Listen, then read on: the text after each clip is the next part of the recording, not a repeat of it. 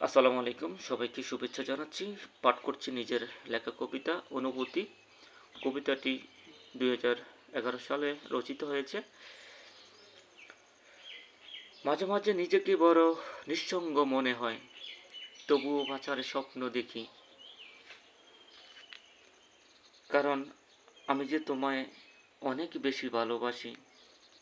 সেই স্কুল জীবনের প্রেম, না বলা আমার ভালোবাসা এখনো অনেক বেশি কাঁদায়।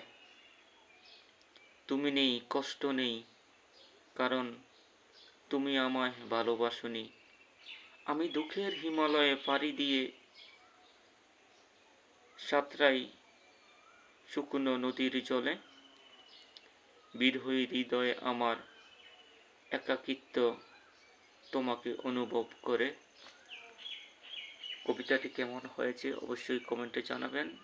অন্যান্য ফেসবুক বন্ধুদের দেখানোর সুযোগ করে দিবেন। সকলে ভালো থাকবেন। আসসালামু আলাইকুম।